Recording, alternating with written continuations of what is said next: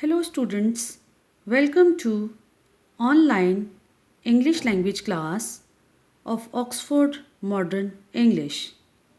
Today we will start the first lesson of our book and the topic is Pippi Longstocking.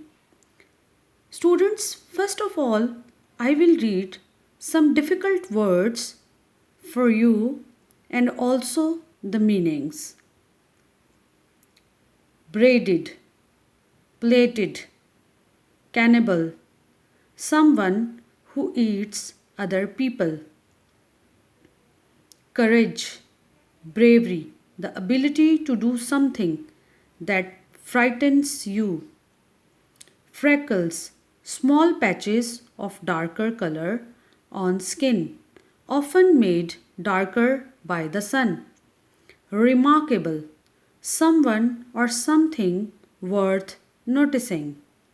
Sidewalk, a paved pathway at the side of a road. Stockings, very long socks. Okay, students, now we will start the reading of the lesson. When Pippi entered Villa Villicula for the first time, it was a lovely summer evening. The children next door, Tommy and Anika, were not at home. They had gone to visit their grandmother for a week, and so they had no idea that anybody had moved into the house next door. On the first day after they came home again, they stood by the gate looking out onto the street. They had no idea that there actually was a playmate so near. They were standing there considering that they should do and wondering whether anything exciting was likely to happen or whether it was going to be one of those dull days when they couldn't think of anything to play. And just then the gate of Villa Villicula opened and a little girl stepped out. She was the most remarkable girl Tommy and Anika had ever seen. She was Miss Pippi Longstocking out of her for her morning walk. This is the way she looked.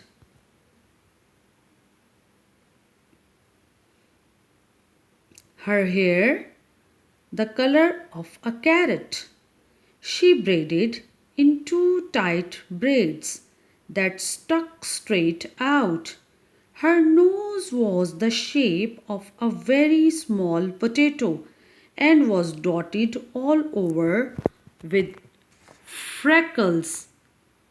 It must be admitted that the mouth under this nose was a very wide one, with strong white teeth.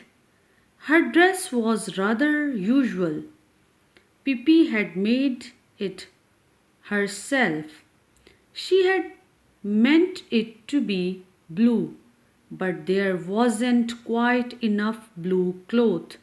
So Pippi had sewed little red pieces on it here and there. On her long thin legs she wore a pair of long stockings, one brown and the other black. She had on a pair of black shoes that were exactly twice as long as her feet. Her father had bought these shoes for her in South America so that Pippi would have something to grow into. She loved them and she never wanted to wear any others. But the thing that made Tommy and Anika open their eyes widest of all was the monkey sitting on the strange girl's shoulder. It was a little monkey dressed in blue pants, a yellow jacket, and a white straw hat. Pippi walked along the street with one foot on the sidewalk and the other in the gutter. Tommy and Anika watched as long as they could see her. In a little while she came back and now she was walking backward. That was because she didn't want to turn around to get home. When she reached Tommy's and Anika's gate was opened. The children looked at each other in silence. At last, Tommy spoke. Why did you walk backward? Why did I walk backwards? Said Pippi. Isn't this a free country? Can't a person walk any way she wants to? Let me tell you that in Egypt, everybody walks that way and nobody thinks it is least bit strange. How do you know? Asked Tommy. You've never been to Egypt, have you? I've never been to Egypt. Indeed, I have. That's one thing you can be sure of. I have been all over the world and seen many things stranger than people walking backward. I wonder what you would have said if I had come along walking on my hands the way they do in farthest Asia. Now you must be lying, said Tommy. Pippi thought for a moment. You are right, she said. Sadly, I am lying.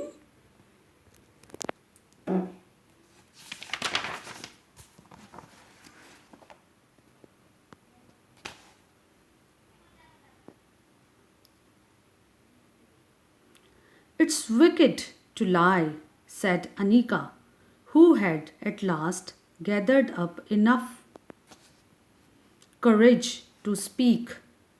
Yes, it's very wicked to lie, said Pippi, even more sadly, but I forget it now and then.